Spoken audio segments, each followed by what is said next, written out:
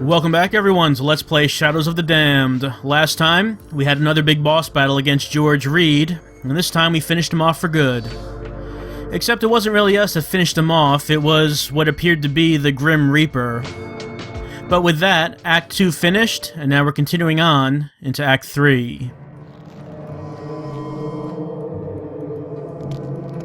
It appears that we've entered some kind of commercial district, shopping area of the underworld, I guess.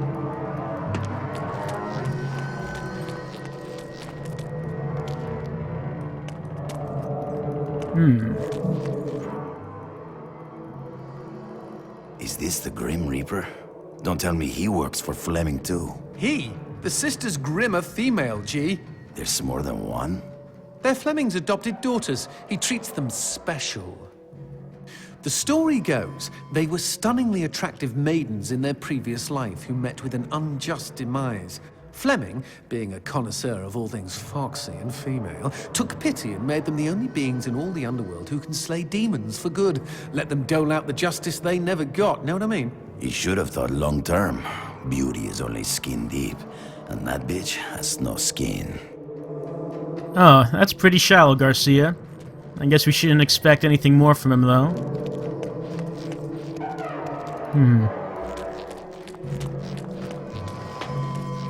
So it appears that there's more than one of those grim... Hey, it's Christopher. Shopping. Let's go see... Well, actually, I don't think we have enough white gems to buy any upgrades, but let's see. I was watching the action. That was incredible. Y'all lift weights? Yeah, only 21 white gems. Not nearly enough. Not nearly enough for an upgrade, so we'll see if we can correct that.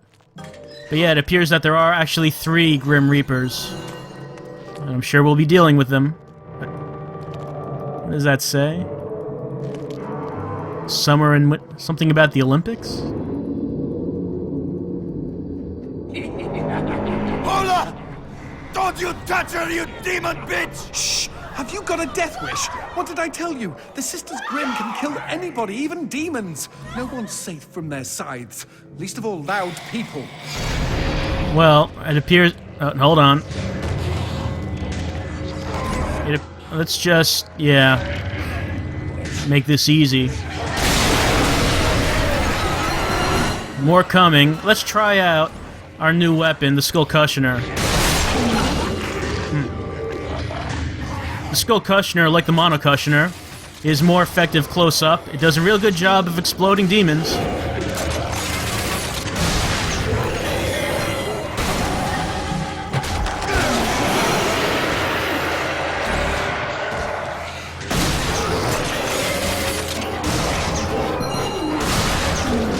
The normal demons it should be able to take out with one close hit. The Horn Demon still takes 2. Alright. Let's head on over to that clock tower and see if we can get to the top and get to Paula.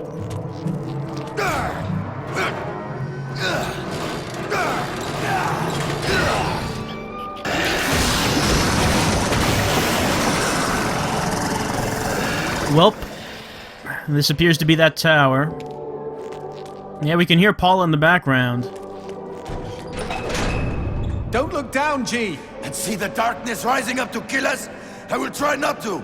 Yeah, let's run upstairs real fast and get away from that darkness. Out of the way, please.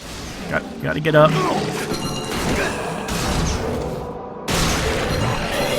So yes, the Skull Cushioner are very good at close range. It's one of these Conehead guys. As long as we can get close up to enemies, it's worth using. There is Fleming's castle again. Does it have a name?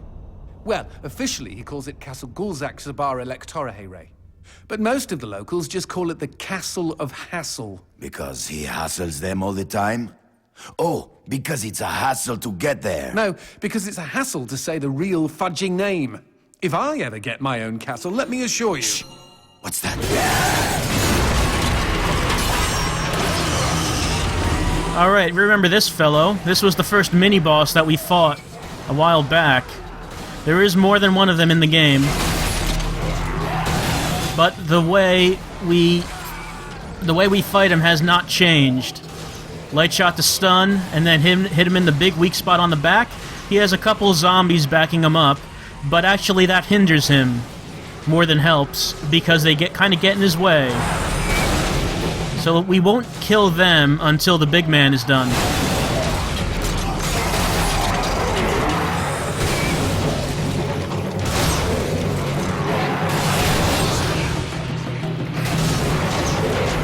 Right, you can kind of see he's running up against them, but he can't actually get past them if they are in front. Bad time to reload. There we go.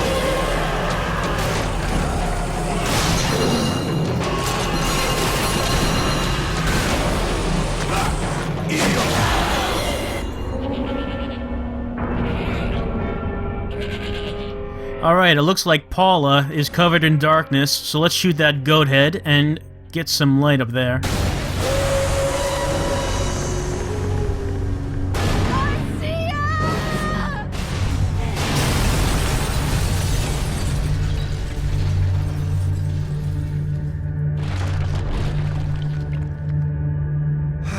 Ouch. I hope you're good at apologies, G. Well, there was no way Garcia could have known that was gonna happen. I guess we probably should get over there and see how Paula's doing. So how many deaths has that been for Paula so far? She's been killed quite a few times throughout our adventure. Here comes a whole new world.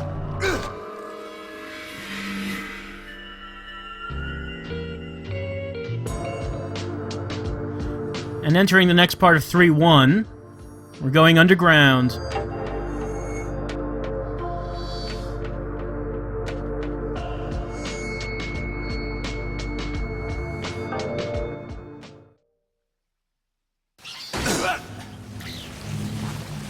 Ugh, smells like a toilet down here. Blame Willie. I think he just let one fly. So the name of this chapter, as you saw, is It's a Bug Hunt. Oh, hold on. Yeah, you probably recognize the quote.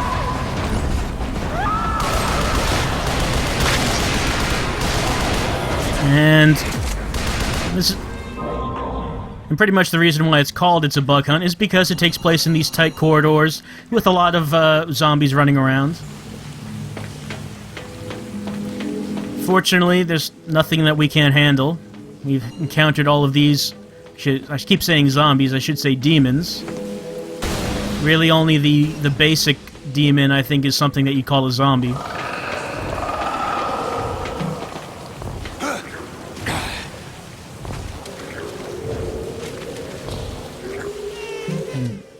He wants a strawberry. Let's keep that in mind. And come back when we find... Oh, when we find one, and there's one just right up ahead. No big surprise. Ambush before we could get to it.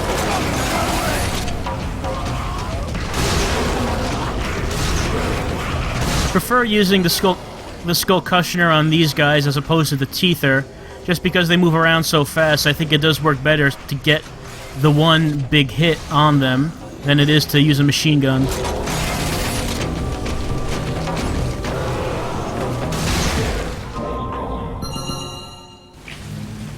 I better heal up. I am running low on alcohol, though like I said before, I don't actually want to buy any because I want to save our white gems for Chris so we can buy some reds. Ah, speaking of reds.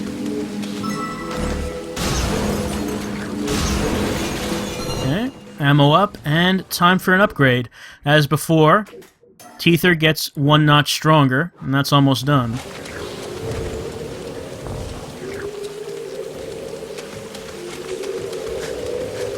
Like I said before, I don't really know if there's much of a reason to upgrade anything else but damage. I mean, it does make things a bit easier. But it seems to me that damage is the big one that you really want to upgrade.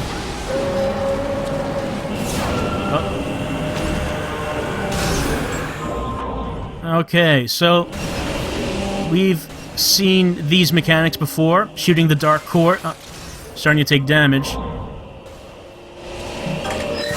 Alright, that was nothing new. And we probably should heal up, because we were in that darkness for a little long.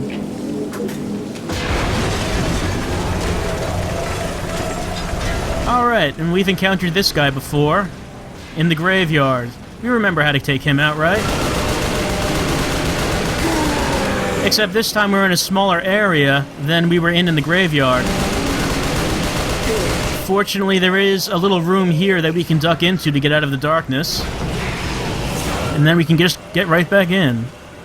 Otherwise, no real difference than the first time.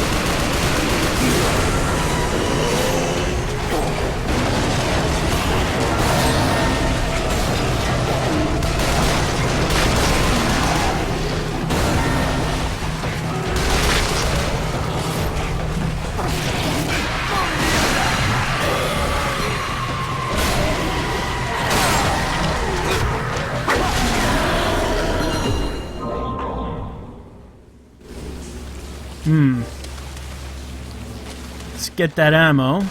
And, yes, some alcohol. That's good, because we do need it. I am taking too much damage here. Fuck yeah. I am running low on that alcohol. It could be bad, but even though there's a vending machine here, I'm not going to take it. Not going to do it. Because I want to upgrade Garcia as much as I possibly can. So I'm just going to have to be a bit more careful about taking damage and try to prevent that from happening.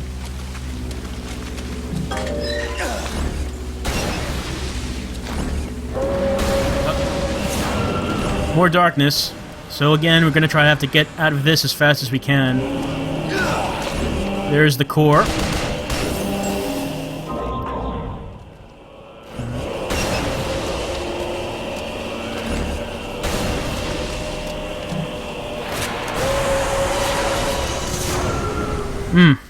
Still took a good deal of damage from that. It's going to require more alcohol.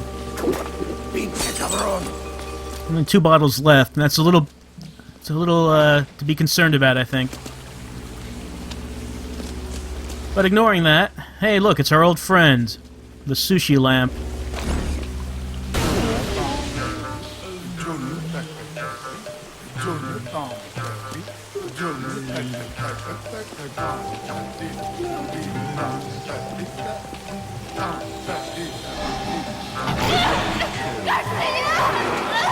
No! Paula is mine!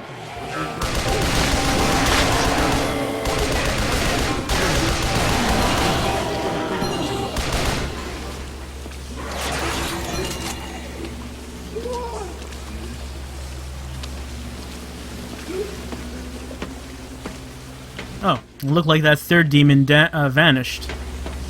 That's all our friend is going to take us here for.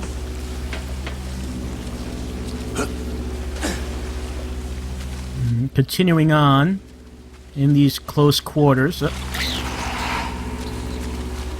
Checkpoint and another opportunity to fill up on alcohol. Not doing it. But it looks like that Sister Grimm took Paula away again. Let's see if we can catch up. Good, more alcohol, because we do...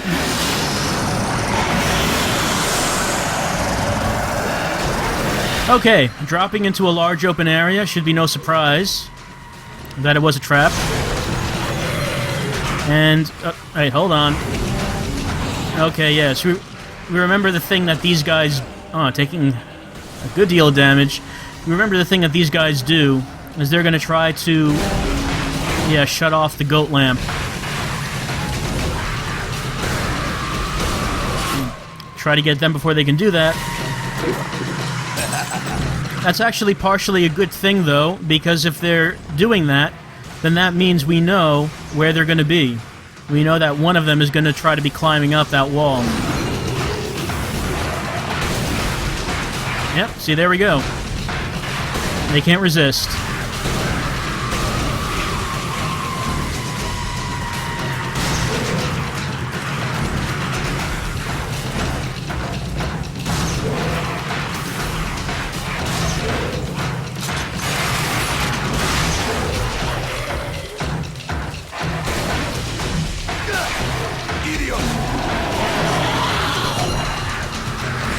I know, more coming. You thought this ambush was over so quickly. No. Still got plenty more to go.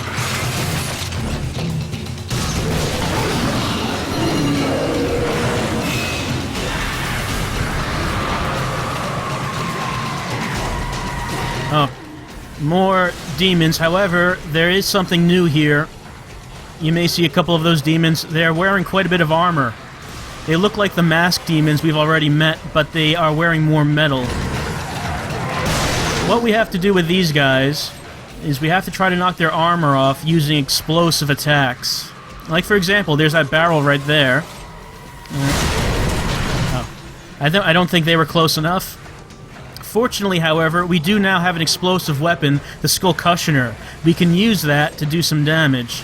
Other weapons won't do a whole lot. At least the other weapons we have right now. Another barrel. Hold on a second. Yeah, there we go.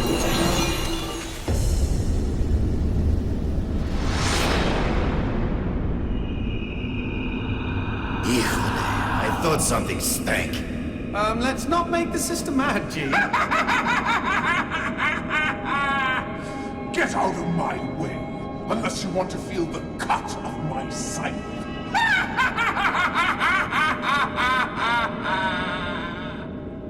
Okay, it's time to fight the first Sister Grimm. G, now we're in a fight to the death! With death! Yes. This is the first of the 3 Sister Grimms. And if you don't know how to face this boss, if this is your first time, then this is going to be real serious. This is big trouble. The first real hard boss of the game. However, if you do know what to do, it's not... Sister Grimm's greatest fear is hot flashes. And no wonder.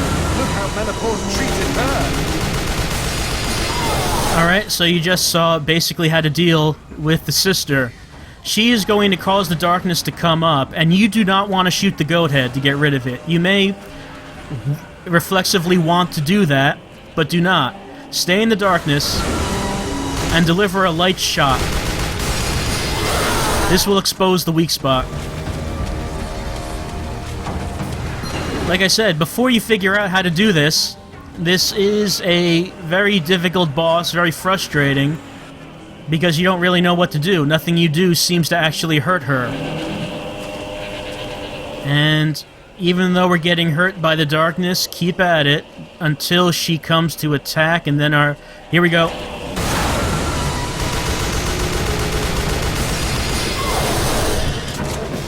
We could try to shoot her with the light shot before she attacks, but she is flying around so much, it's going to be difficult to actually get a beat on her.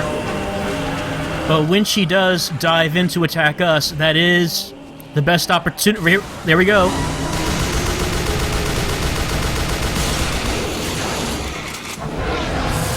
Paula!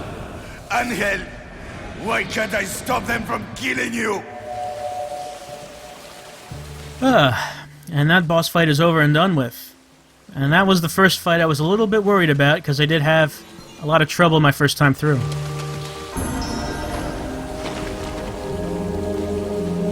Now here's a pretty prize. I smell an upgrade. Plug it in, G.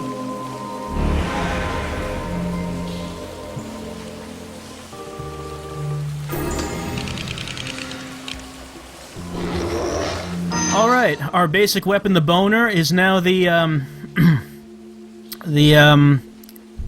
hot boner. That's what... Yeah, it's called that because, okay, I don't know why it's called that.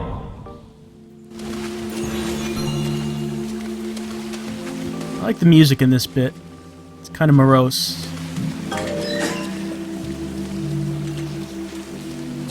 But now that our boner is hot, it does allow us to do different things. It has a bit of an ability that we did not have before, which I believe we'll get to try out up here. Hey, fill those cracks with your explosive hot boner. You heard me. Yeah, that's what we have to do with our hot boner. You might see some cracks on the walls every so often, and actually, wait, it would help if I chose the right weapon. Yeah. We can shoot a bomb with the hot boner. And that can blow up cracks in the walls. Another red gem. which means it's time for another upgrade. And I believe that does mean, yes, the Teether is now maxed out for damage. So we'll start to work on the Skull Cushioner next time we get a red gem. Some of the bigger walls do take more than one bomb. I'm gonna use 2 this time. Yep. And that opens up, right, the exit to this level. And that would mean the end of this video as well.